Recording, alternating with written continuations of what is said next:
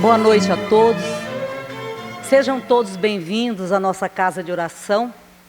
Os que estão vindo aqui pela primeira vez, sejam bem-vindos. Eu tenho certeza que virão muitas outras oportunidades para estarmos juntos aqui na nossa casa. Eu sempre digo que sou privilegiada. Me considero de fato privilegiada. Porque não é para todo mundo que vem para um evangelho no primeiro dia do coral Vozes da Fraternidade. Que coisa maravilhosa. Sejam bem-vindos, meninos e meninas do coral. Abrilhantaram a nossa noite, acerenou nosso coração, acerenou nossa mente, porque eu acho que a espiritualidade pensou assim: minha irmã, hoje você vai precisar do coral. Aí mandaram o coral. Eles são maravilhosos. Eles sabem da nossa dificuldade, sabem das nossas imperfeições e eles mandam em cima. Ajuda. Fala, então vai ao coral. Olha que maravilha. Meu coração está em festa. Eu estou serena, tranquila, né? Porque a música é a mais bela forma de oração. Então, que Jesus nos abençoe, que a espiritualidade amiga e maior, que já se faz presente desde há muito neste ambiente de oração, possa nos auxiliar, além do coral, para que nós possamos ser dignos de ser chamados filhos de Deus através da nossa fala, através das nossas palavras, que nós possamos ser percebidos e vistos como irmãos do nosso Mestre Jesus, nosso modelo e guia, e filhos de Deus, onde quer que estejamos. Então que as palavras se tornem fáceis nos nossos lábios, que os nossos ouvidos estejam abertos para que nós todos possamos ouvir, compreender, assimilar e colocar em prática os ensinamentos de Jesus. E hoje, então, nós iremos falar do capítulo 21, iremos estudar, iremos refletir juntos sobre o capítulo 21 do Evangelho segundo o Espiritismo. Haverá falsos cristos e falsos profetas. Num primeiro momento, nos passa a impressão de que é tão fácil falar sobre isso, né? Falsos cristos, falsos profetas. É muito fácil falar, porque nós conhecemos o verdadeiro Cristo e o verdadeiro profeta. Então dá a impressão que é fácil, mas não é. E nós vamos ver no decorrer da nossa fala, né, que não é fácil falarmos, porque somos nós, às vezes, ou estão entre nós. Aí daí a dificuldade que nós temos em assimilar. Para que nós possamos entender esse capítulo 21, haverá falsos cristos e falsos profetas, nós precisamos voltar lá na época de Cristo. Por quê?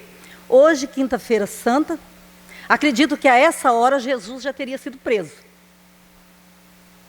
E na quarta-feira, anterior à sua prisão, portanto no dia de ontem, ele teria feito o sermão profético. O último sermão, o último ensinamento de Jesus aos seus discípulos. A última mensagem antes da prisão. Porque nós conhecemos muito o sermão das bem-aventuranças. Conhecido de todos nós, né? Que Jesus vem falar de amor, de bondade, de caridade, de humildade, de perdão, né? Esse nós conhecemos, é o que mais conhecemos. Mas o sermão profético é diferente dos outros sermões de Jesus. Porque ele vem falar das coisas que estão por vir. Por isso profético, de profecias, o que aconteceria no futuro, na terra, após a sua partida. E Jesus nos traz então, neste sermão, os sinais do tempo, ou final dos tempos. Quais seriam os sinais que aconteceria aqui no planeta Terra antes do fim? Que fim? Vai acabar o mundo? Não. A transformação pela qual a Terra passará. Transformação moral.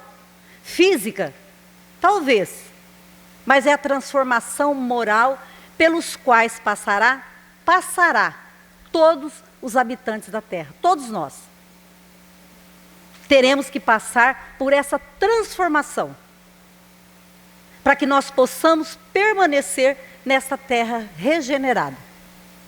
Então, nesse sermão profético, Jesus vem então falar aos seus discípulos do que aconteceria. E dentre esses acontecimentos, esses sinais, estaria então o nosso objeto de estudo de hoje, que é: haverá falsos cristos e haverá falsos profetas. Nós não vamos falar do sermão profético. É só para nós entendermos que foi feito esse sermão, esse ensinamento, antes da prisão de Jesus. Então foi o último ensinamento que ele fez para os seus discípulos. Então Jesus, ele vem, através desse sermão, mostrar os perigos que nós, todos nós, não apenas os seus discípulos, mas todos nós enfrentaríamos nesse processo de regeneração da terra. Então ele é um alerta, veio nos alertar. Olha os perigos que vocês poderão enfrentar neste período. E aí, nós vamos ver aqui, no livro Transição Planetária, na página 9, porque ao mesmo tempo, e baseado nesse sermão de Jesus, o Manuel Filomeno de Miranda, ele escreve um livro chamado Transição Planetária, a psicografia de Divaldo Franco, onde, tendo por base esse sermão profético de Jesus, ele escreve esse livro Transição Planetária. E aí, na página 9, vou pedir para vocês a licença para uma pequena leitura, tá assim, ó, ele vai fazer a apresentação do livro, Manuel Filomeno de Miranda. Vive-se na Terra o momento da grande transição de mundo de provas e de expiações para o mundo de regeneração. As alterações que se observam são de natureza moral.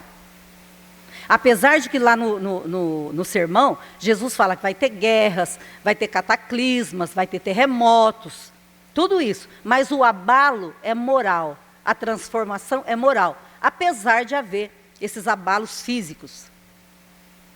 As alterações que se observam são de natureza moral, convidando o ser humano à mudança de comportamento para melhor, alterando os hábitos viciosos, a fim de que se instalem os paradigmas da justiça, do dever, da ordem e do amor. Anunciada essa transformação, que se encontra íncita no processo da evolução, desde o sermão profético, ele escreveu esse livro em 2010. O sermão foi há 2000 anos. Desde o sermão profético, anotado pelo evangelista Marcos, no capítulo 13 do seu livro, quando o Divino Mestre apresentou os sinais dos futuros tempos, após as ocorrências dolorosas que assinalariam os diferentes períodos da evolução. E ele continua aqui. Eis, portanto, o que vem ocorrendo nos dias atuais. As dores atingem patamares quase insuportáveis. E a loucura que toma conta dos arraiais terrestres tem caráter pandêmico. Ao lado dos transtornos depressivos, da drogadição, do sexo desvairado, das fugas psicológicas espetaculares, dos crimes estarrecedores, do desrespeito às leis e à ética, da desconsideração pelos direitos humanos, animais e da natureza. Chega-se ao máximo desequilíbrio, facultando a interferência divina, a fim de que se opere a grande transformação de que todos temos necessidade urgente. Contribuindo na grande obra de regeneração da humanidade, espíritos de outra dimensão estão mergulhando nas sombras terrestres, a fim de que, ao lado dos nobres missionários do amor e da caridade, da inteligência e do sentimento, que protegem os seres terrestres, possam modificar as paisagens aflitivas, facultando o estabelecimento do reino de Deus nos corações, nos nossos corações. Então, essa mudança, ela já está ocorrendo, ela não vai ocorrer, ela já está ocorrendo. Porque nós podemos observar a turbulência pela qual passa o planeta Terra nesse momento. Né? Então, tudo aquilo que Jesus disse no sermão profético é o que está se realizando neste momento. E aí, haverá falsos cristos. Está contido no sermão profético, e Jesus disse que esses falsos cristos estariam aqui conosco na terra. No sermão profético, não vem junto, aparece lá no comecinho os falsos cristos e lá no final os falsos profetas. Mas Kardec, no Evangelho segundo o Espiritismo, ele coloca junto. Então aparece ali falsos cristos e falsos profetas. Não que tenha alguma diferença nisso aí, só a título de conhecimento. Quem seriam os falsos cristos? Quem seriam os falsos cristos que Jesus veio nos alertar? No Evangelho de Mateus, no capítulo 24, e no Evangelho de Marcos, no capítulo 13, eles dizem assim essas palavras de Jesus, escrevem, repetem, através da escrita. Então, se alguém vos disser, o Cristo está aqui ou está ali, não acrediteis absolutamente, porquanto falsos cristos e falsos profetas se levantarão e farão grandes prodígios. Falsos cristos e falsos profetas farão grandes prodígios e coisas de espantar, ao ponto de seduzirem, se fosse possível, os próprios escolhidos. Então, olha o poder desses falsos cristos e dos falsos profetas. Quem são os escolhidos? Todos nós que estudamos o Evangelho de Jesus e que buscamos colocar em prática o seu ensinamento. O amor que ele nos ensinou, o perdão, a benevolência, o auxílio desinteressado. Então, todos nós que colocamos esses ensinamentos de Jesus em prática, que estudamos o Evangelho, somos os escolhidos. E olha só, pasmem, esses falsos cristos e esses falsos profetas são capazes de nos seduzirem, se possível, porque uma vez que adquirimos o conhecimento, se torna mais difícil esta sedução. E por que Jesus fala assim? Se falar é Jesus que está aqui ou acolá, não sou eu. Porque Jesus não voltaria fisicamente para falar assim, está ali sentado na cadeira, está acolá, está no deserto, está não sei aonde, está lá na cidade. Não viria fisicamente. Então Jesus, no seu desencarne, na sua morte, desnudou-se, descortinou-se o mundo espiritual. Então a presença de Jesus seria espiritual. Por isso não acreditei se disser que está lá ou está acolá. Não é ele. Embora muitos aqui na terra nós já vimos que tentam passar-se por Jesus. Fazem alguns prodígios? Talvez. Tem essa capacidade às vezes de fazer igual a Jesus? Não. Mas aqui disse, eles vão fazer coisas que vão assombrar até os escolhidos.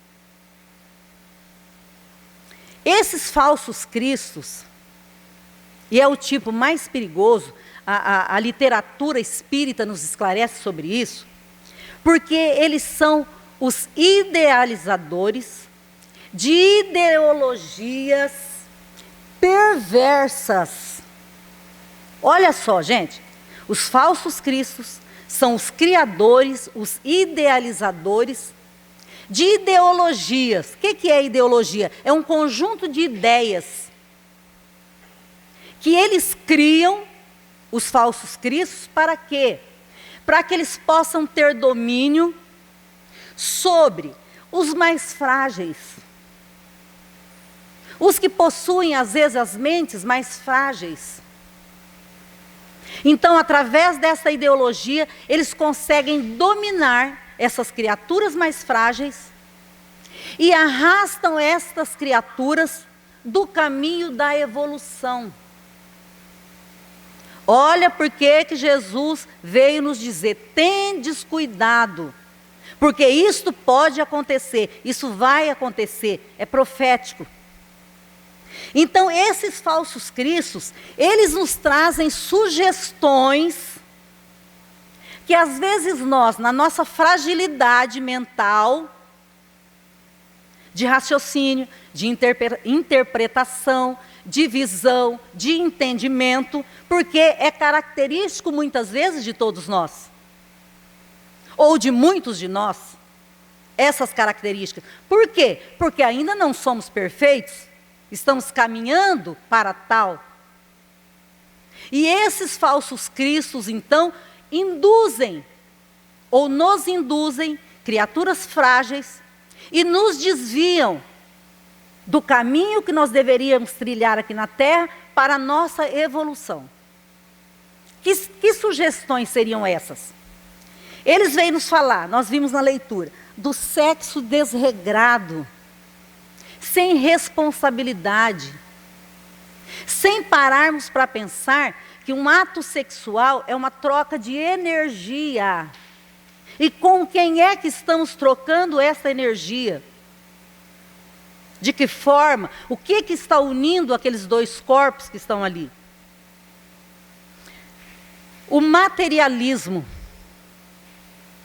Porque esses falsos cristos, eles são capazes ou nos induzem a destruir o planeta para que possam ter lucro, dinheiro, poder. Não importa quantos ou o que eu tenho que destruir, contanto que eu lucre. É o materialismo, é o ter, não é o ser. É o ser melhor, é o progredir, é o evoluir, é o aprender. Não. Esses falsos cristos defendem o ter, o possuir, o poder, o domínio sobre as criaturas frágeis. Eles negam a imortalidade da alma. Os falsos cristos negam a imortalidade da alma, levando essas mentes frágeis à loucura e ao suicídio. Porque nós já vimos aqui que o mundo passará por toda essa tribulação que nós já estamos passando. Esse momento de transição que nós estamos passando. Aí, essas mentes frágeis, esses seres humanos que ainda estão aprendendo os ensinamentos de Jesus, quando escutam falar assim, a vida termina no túmulo. A vida termina no túmulo. Não existe vida após a morte, porque os falsos cristos negam. A criatura que está naquela situação de sofrimento, ela pensa assim, se tudo vai terminar ali no túmulo, por que eu estou sofrendo aqui? Tiram a própria vida, enlouquecem. Porque o que é que nos dá esperança? Por que a doutrina espírita é uma doutrina que nos traz esperança, consolo, alívio, serenidade? Porque nós sabemos que a morte não existe. A não ser a morte do corpo físico. Mas o espírito subsiste à morte. O espírito não morre. E aí nós voltaremos inúmeras outras vezes para aprendermos a amar. Deus nos dá todas as oportunidades que nós precisarmos. Mas porque nós acreditamos que a morte não existe. Agora, quando os falsos cristos diz para as pessoas de mentes frágeis que ele vai morrer, que tudo termina lá no túmulo, ele fala, então vou abreviar isso. Por que eu vou ficar nesse sofrimento aqui? E a doutrina espírita nos traz a esperança, a certeza de dias melhores, dependendo do nosso esforço. Esses falsos cristos também, ele promove a intolerância e dificuldades no campo social. Meu Deus do céu. Fala que a gente tem que contar 10 vezes. A gente conta 10, 20, 30, 40, 50 e a coisa está efervescendo aqui dentro de nós, né? A intolerância. Porque diante de toda essa energia existente no planeta, né? Nós ficamos com os nossos sentimentos, com as nossas energias, muitas vezes atribuladas. no campo social, com os nossos, dentro da nossa casa. Nós não temos paciência. E são criadores de perturbação, os falsos cristos. Nos perturbam, porque eles não querem que os ensinamentos de Jesus prevaleçam. Porque se prevalecer os ensinamentos de Jesus, como é que eles terão poder? Como é que eles terão lucro? Como é que eles irão mandar dominar as outras criaturas frágeis? Sim, tem falsos cristos, mas também tem falsos profetas. E aí a gente pensa que é mais fácil falar dos falsos profetas, né? Porque a gente pensa assim, bom, falso profeta é aquele que usa os ensinamentos de Jesus para tirar proveito próprio. Está errado? Não, está certo também. Mas não é apenas isso. Quem seriam esses falsos profetas? São os multiplicadores das ideologias dos falsos cristos. Olha só, gente. Quem são os falsos profetas? São os propagadores, são os formadores de opinião daquela ideologia criada pelo falso Cristo. Hoje nós chamamos de influencer digital. Quantos bilhões de pessoas, com o advento da internet, os falsos cristos conseguem arrebanhar para si? Falando totalmente o contrário daquilo que Jesus ensinou. Ou utilizando os ensinamentos de Jesus em benefício próprio. Porque hoje se consegue dominar uma massa muito grande. Bilhões e bilhões de pessoas através da internet. Fulano tem não sei quantos seguidores, o outro tantos seguidores. E tudo que aquela criatura fala é lei. Vai nós, pais, mães, falar para o nosso filho, lá de adolescente, que o influencer está errado. Deus me livre. Ele sabe tudo. Nós não sabemos nada. Não é verdade? Eles conhecem tudo. Por quê? Quem foi que te disse que é assim? Ah, aquele que eu estou seguindo. Eu sigo não sei quantas pessoas. Existe o lado bom? Óbvio. Claro. Mas os falsos cristos e os falsos profetas se aproveitam dessa facilidade para dominar as mentes. Quantos pais hoje não conseguem controlar os filhos por conta da internet, por conta dos falsos profetas que utilizam a internet para dominar as mentes em informação. Às vezes, mas são espíritos antigos. São. Mas eles vieram aqui para eles aprenderem agora, para aproveitar as oportunidades. Aí o falso profeta chega diretamente no quarto, no microfone que está lá no ouvido dele, ó, o tempo inteiro. Porque eles não saem do quarto mais, é a geração do quarto. Não é? Então eles ficam lá à mercê desses falsos profetas. E são eles que os educam, porque na maioria das vezes não nos ouvem. Eles acreditam possuir um poder, um pseudo-poder, e que estão em uma missão divina. Às vezes os falsos profetas, eles acreditam que eles estão aqui numa missão divina. Não, eu fui enviado por Deus para cuidar deste rebanho. Mas o que é que ele está ensinando para este rebanho? Porque todo aquele que ensina qualquer coisa fora dos ensinamentos de Jesus, pautados no amor, é um falso profeta. Porque nos desvia do caminho que nos leva à perfeição. E nós seríamos também falsos profetas? Ou falso profeta é só aquele que está lá, longe?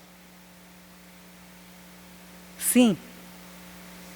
Pasmem vocês, somos também falsos profetas todas as vezes que nós multiplicamos mentiras na internet.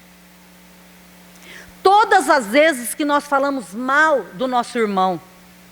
Todas as vezes que nós falamos coisas que vai que não vá de encontro ao que Jesus nos ensinou. Quando nós propagamos ideias que negam a existência do Cristo, que negam a existência de Deus. Todas as vezes que nós desviamos o nosso irmão do caminho em que ele deveria trilhar para a perfeição, colocando o nosso ponto de vista, que muitas vezes não é o certo. Cuidado, sermão profético. Todas essas coisas poderão acontecer até que chegue o fim. Aí a gente pensa, vai dando medo, não é? Não vai? A gente vai pensando, mas meu Deus, então vai só desastre, só coisa ruim. O que é isso? Jesus disse assim no sermão profético: chegará a tal ponto que esfriará o amor no coração das criaturas. Porque a gente fala assim, no momento da falta de fé, gente, esse mundo não tem mais jeito. Ah, não tem. Eu acho que tem que acabar tudo e começar de novo. Quantas vezes a gente fala isso? Porque a gente fica assombrada diante da impressão que o mal está prevalecendo, o mal está vencendo a batalha. Só que nós não paramos também para analisar que os falsos profetas, eles mandam para a gente aquilo que eles querem que nós saibamos. Está pensando que coloca lá na internet, algum grupo compartilha? Gente, ó, surgiu um grupo lá no José Xavier que faz sopa, o outro grupo que ajuda, o outro que visita na casa, tem o coral que deixa os corações leves e tranquilos. Aparece isso nos influencers digital? Não, porque pode abrandar nosso coração. Então só aparece tragédias, e nós vamos ficando num ponto que a gente só quer ver tragédia. Viu o que aconteceu não sei aonde? Ai meu Deus, deixa eu procurar para ver. O que aconteceu? Nós estamos nos comprazendo com a dor, com o sofrimento. E nós nos esquecemos. Quem é que está fazendo isso conosco? Os falsos cristos e os falsos profetas. O Elarrat, ele é um palestrante, Jorge Elarrat, ele é um palestrante estudioso espírita. Eu tenho muita admiração por ele, porque ele tem um conhecimento. Ele fala assim, e tem na bibliografia espírita também, na literatura espírita, que de tempos em tempos, a espiritualidade manda um desses espíritos endurecidos, muito endurecidos, aqui para o planeta Terra. Que eles estão há séculos, às vezes, na erraticidade. Mas eles reencarnam entre nós. Mentes adoecidas, atribuladas, doentes, e ficam entre nós. De tempos em tempos manda um. Aí ele vem, aprende alguma coisinha, evolui um pouquinho, volta de novo para lá. Fica mais não sei quanto tempo, depois vem de novo. Porque ele também é nosso irmão e ele precisa evoluir. E ele também precisa ter oportunidades. Só que nesse momento de transição, a espiritualidade está mandando muitos de uma vez só. E aí a gente pensa, gente, mas para que Deus deixa acontecer uma coisa dessa? Né? Tão adoecidos, tão tribulados, vai tirar as coisas do eixo, vai dificultar a minha vida. Eu estava em tudo certinho, estava uma beleza, mas ele vai emperrar. Né? E por que Deus permite? Por que será? Porque nós precisamos aprender a conviver com a adversidade. Nós precisamos aprender a conviver com o nosso irmão doente, bestializado às vezes. Porque ele é nosso irmão e ele está em dificuldade. E é a dor que vai moldar as nossas atitudes, as nossas ações e a nossa evolução. É a dor. E de repente eu olho para aquele irmão adoecido, eu falo, puxa, graças a Deus já passei dessa fase. Graças a Deus, já estou um pouquinho melhorzinha. Mas nós vamos conviver com ele ali. E aí ele volta de novo para a erraticidade e vem outra vez, para aprender a amar. Assim como todos nós. O objetivo de nós estarmos aqui na Terra é aprendermos a amar. Primeiro, aqueles com os quais convivemos mais proximamente, que é a família, e que é mais difícil. Aí nós vamos amar a humanidade inteira. Vai levar um tempo?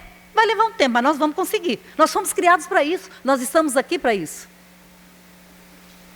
E aí, a doutrina espírita vem nos falar desse tipo mais difícil para todos nós também, que são os falsos profetas da erraticidade. São os desencarnados. Porque o encarnado, a gente está vendo. Puxa vida, olha o que aquele cara fez, meu Deus. Olha o que ele está aprontando, olha o que aquele irmão aprontou. Nós estamos vendo a ação, a atitude, o que ele fez. E o desencarnado que a gente não vê. Esses são os mais perigosos. E que nós precisamos tomar cuidado redobrado. São nossos irmãos também? São.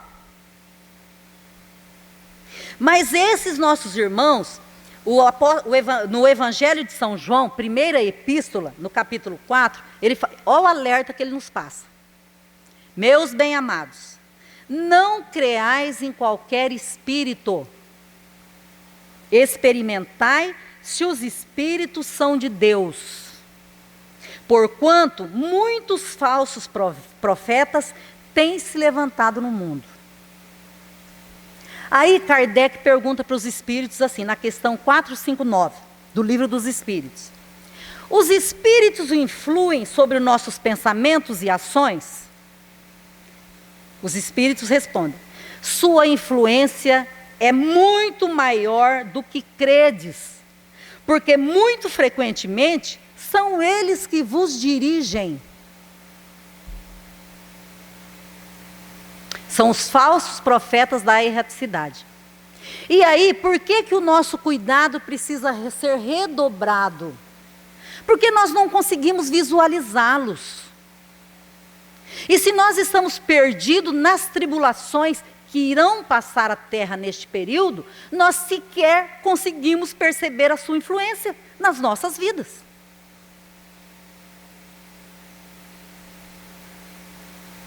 Eu estava ótima, estava tudo bem. Olha, gente, estava uma paz lá em casa, estava uma serenidade, uma tranquilidade, uma harmonia. De repente, me veio aquela coisa que eu tive vontade de pegar meu filho, torcer o pescoço, mandar o marido embora de casa, não sei o que. Fui eu, mas eu estava bem. Mas muitas vezes, as nossas mentes infantis, a nossa dificuldade não permite que nós analisemos, que nós paremos para refletir. Por que eu agi assim? Eu estava bem até agora. Eu tenho que fazer o quê? Prece.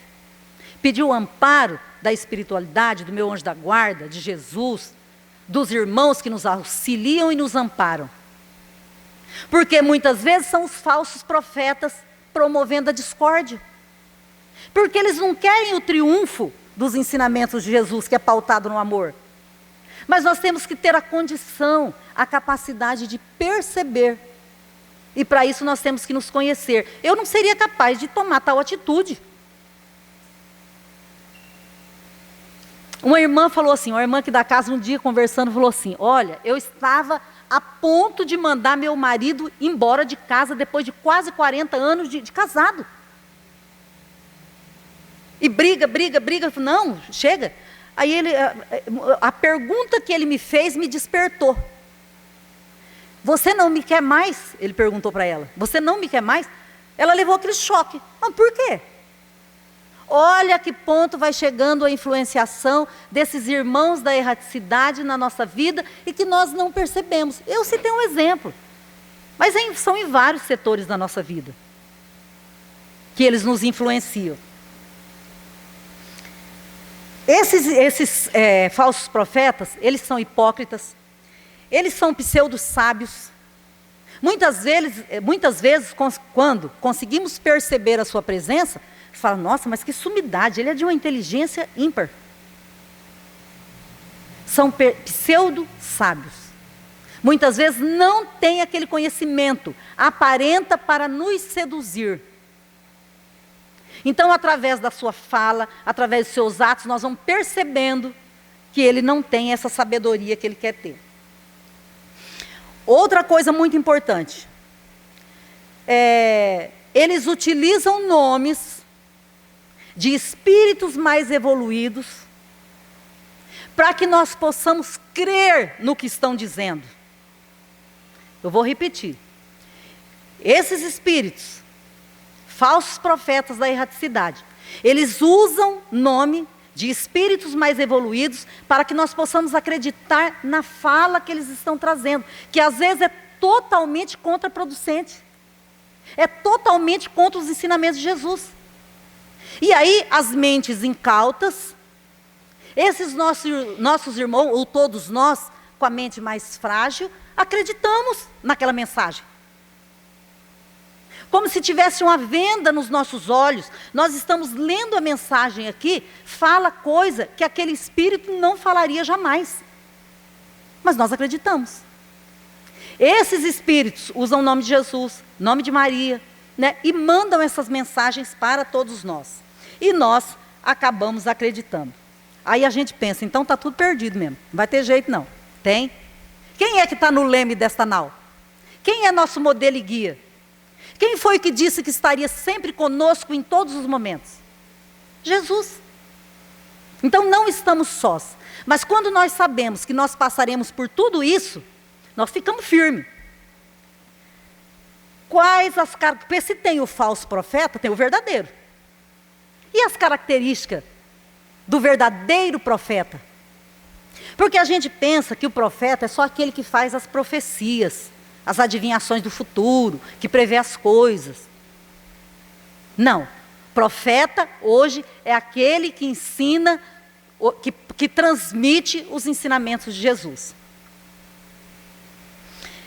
Tem uma pergunta no capítulo 20. Nós estamos falando sobre o capítulo 21. Lá no finalzinho do capítulo 20, tem a seguinte pergunta. Se entre os chamados para o Espiritismo, muitos se transviaram, quais os sinais pelos quais reconheceremos os que se encontram no bom caminho? Resposta: reconhecê-los-ei pelos princípios da verdadeira caridade que eles ensinarão e praticarão. Pelo número de aflitos a quem levam o consolo. A gente não vê nos meios de comunicação, mas tem muita gente levando. Pelo seu amor ao próximo, pela sua abnegação, pelo seu desinteresse pessoal. Eu acho que esse aqui é o principal item do verdadeiro profeta. O desinteresse pessoal. Porque eu preciso saber por que eu estou indo lá na casa espírita fazer o evangelho. Por que eu estou participando do coral? É porque eu quero ganhar algo em troca? Por que eu estou visitando os doentes? É porque eu vou me candidatar a algum cargo?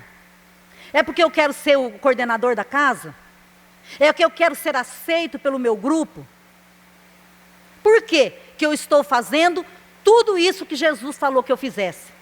Então, o principal é pelo desinteresse pessoal. Auxiliarmos desinteressadamente.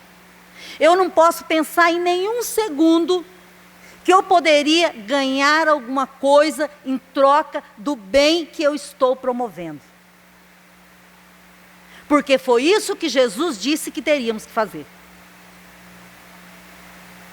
Eu não posso ir fazer o evangelho em determinado lugar porque eu quero receber elogios. Gente, ninguém me elogiou isso hoje. Ué, eu estou aqui por quê?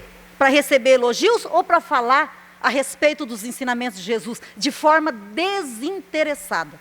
Pelo prazer de falar sobre Jesus, pelo prazer de falar sobre Deus, pelo prazer de falar desta doutrina consoladora. Porque ela é benéfica a quem? A mim. Quem é que aprende? Sou eu.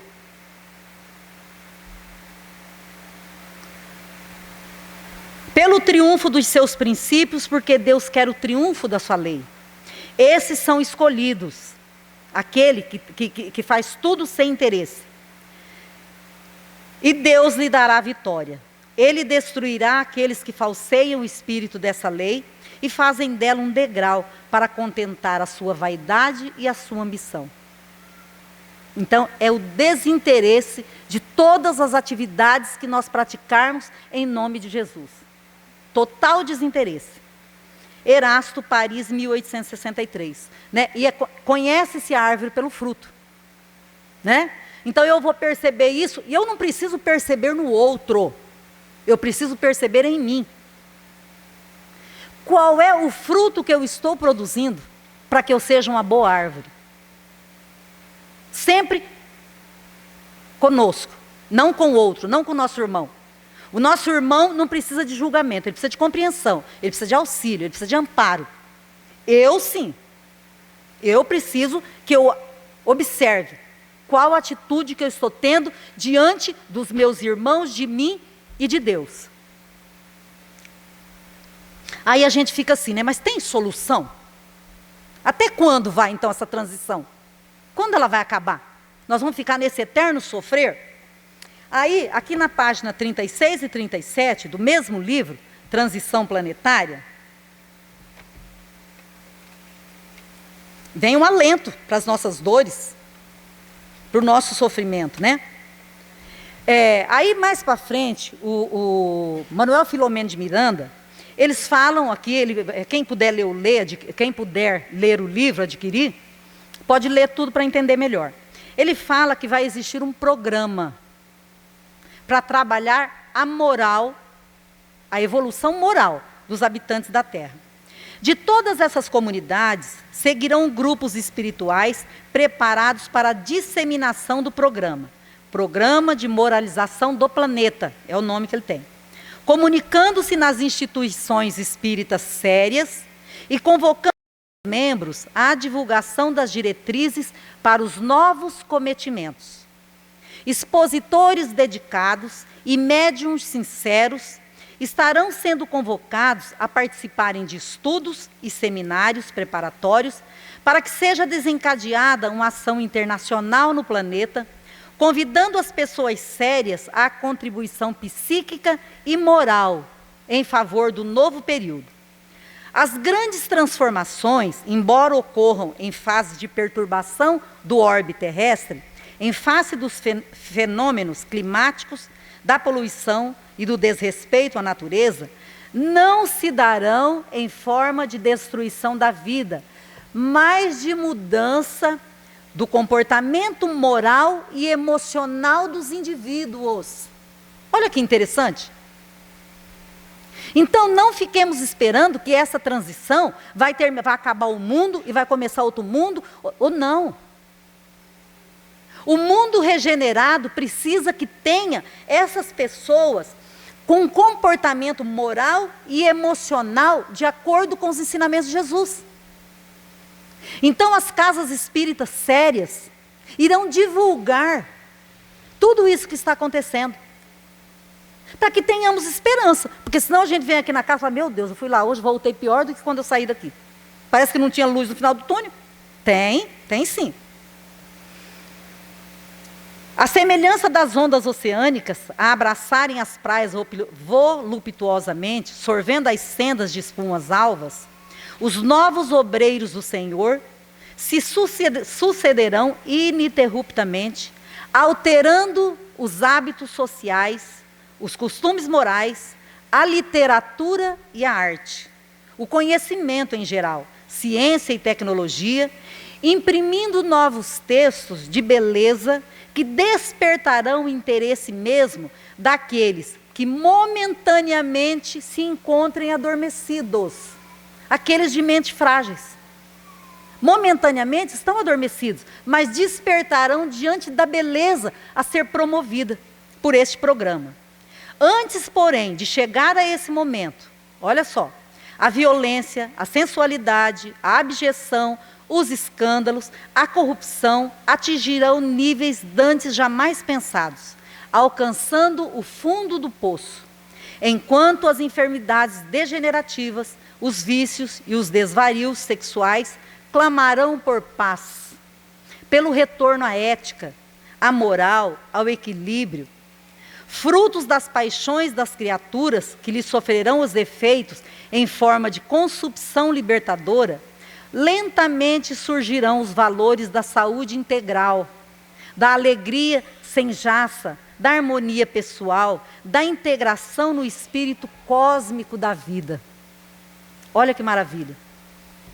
Então, nós passaremos por essas tribulações, nós passaremos pelas tribulações, mas nós sabemos que resistiremos a ela. E que tempos melhores virão. Esse mundo regenerado, onde nós gostaríamos e queremos estar todos juntos lá, nessa terra regenerada. Rapidamente, eu sei que o tempo já estourou, eu fiquei meio perdida no tempo por conta do coral, eu não sabia mais o tempo que eu teria. Mas rapidamente, o Emmanuel, ele faz a abertura do livro de Libertação, a vida no mundo espiritual, de André Luiz, psicografia do Chico Xavier, nos falando a respeito do peixinho vermelho. É uma lenda egípcia, conhecida por todos nós. Mas eu acho que vem a calhar aqui nesse momento. Então tinha um peixinho vermelho num lago. Esse lago ficava num jardim muito bonito e tinha vários peixes nesse lago, de todas as qualidades de peixe lá. E tinha esse peixinho vermelho, minúsculo, desprezado por todos. Não conseguia nem se alimentar, porque os peixes maiores comiam todas as larvas antes dele. E ele ficou ali magrinho, desprezado por todos. Como ele não era aceito ali naquele lago, ele começou a investigar o lago, fazer um estudo de campo. Esse lago tinha várias cerâmicas azuis turquesa. Ele contou uma por uma, observou, nadou para ver de onde vinha a água que enchia aquele lago, por onde saía aquela água. E ele chegou lá numa grade que escoava a água daquele lago. Ele ficou diante daquela imensidão lá observando. E se arriscou. Falou, vou ver o que tem lá fora além da grade. E ele passou, como ele era magrinho, ele não se alimentava, ele passou naquele buraquinho da grade lá, conseguiu passar, saiu algumas escamas, mas ele conseguiu passar. Ficou deslumbrado com aquele mundo que ele viu ali. Maravilhoso. Flores, plantas, diversos peixes. Ele enfrentou ainda a tribulação ali, enfrentou porque ele foi engolido por uma baleia, mas aí ele pediu socorro para o Deus dos peixes, que a baleia pudesse mandar ele de volta. E a baleia então vomitou o peixinho vermelho e ele saiu explorando tudo, feliz da vida. Conheceu plantas, flores, viu o céu, as estrelas, maravilhado com aquele mundo novo. E ele foi morar então num palácio de coral, junto com outros peixes, numa harmonia total. Tudo gente bacana, tudo peixe, né? Bacana, que ajudava, que dava alimento, que dava comida. Ele não se sentiu ali de jeito nenhum como ele estava lá no lago, né? Ficou todo feliz. Mas aí ele ficou sabendo que ali, com os outros peixes, que ele não sofreria jamais o problema da seca, porque ele estava no oceano, o oceano não seca nunca. Mas que os rios e os lagos um dia secariam. Aí ele pensou, meu Deus, ele voltou naqueles amigos de infância, vão morrer todos. Eu preciso voltar lá e avisar para eles que eles têm que vir comigo, porque senão eles vão morrer, porque vai secar tudo aquilo lá. E ele fez todo o caminho de volta, voltou lá para o lago, passou lá naquela grade apertadinha, mas ele continuou magro, porque ele se acostumou a comer pouco. E quando a gente fala assim magrinho, são as dificuldades e os defeitos que nós carregamos. Então ele estava livre de todos aqueles defeitos, né, que prendia ele ali naquele lago. Voltou lá e falou para os peixes, né? Quando ele chegou lá, ele percebeu que sequer notaram a ausência dele. Ninguém percebeu que ele tinha ido embora. Aí ele foi lá procurar o presidente dos peixes, porque tinha um peixão lá, né, com as barbatanas grandes, que era o presidente, respondia por todos os peixes, tentou falar para eles, você precisa acompanhar ir comigo, porque vai secar isso aqui, vão morrer todos vocês. Aí ele falou assim, o peixe grande, chefe dos outros lá, né, presidente. Ele falou assim, não, aqui nós estamos comendo, estamos bem alimentados, tem sombra, nós vamos ficar por aqui mesmo. Vai embora, o que você está fazendo aqui? Por que você voltou? Não sei o quê. Ele viu que ninguém... Aí ele falou assim, mas para vocês me acompanharem, vocês vão ter que emagrecer. Para a gente ficar nessa terra regenerada, nós temos que combater as nossas imperfeições, que vai nos tornar bem magrinho. Mas magrinho de quê? Dessas dificuldades e os defeitos que nós carregamos. Não quiseram. E ele foi de novo para o Palácio do Coral, feliz da vida, né? Ele fez a parte dele, ele convidou, eles não quiseram ir. Passado alguns anos, ele então descobriu que uma seca muito grande tinha acontecido, ele não percebeu porque estava no oceano, mas que todos aqueles peixes que não quiseram ouvi-lo, morreram, por falta de água. E aí, o Emmanuel faz assim, uma analogia com esse livro de André Luiz, com o trabalho de André Luiz, que é o descortinar da vida espiritual. O que seria, então, esse oceano de bênçãos ali, de beleza? A vida espiritual, né? E é um convite para todos nós, nos despirmos das nossas gorduras adjacentes, para podermos trilhar o caminho do peixinho vermelho. Eu desejo para vocês hoje, meus irmãos, e para todos nós, que sejamos sempre peixinhos vermelhos na seara de Jesus. Muito obrigada a todos. Que Deus nos abençoe.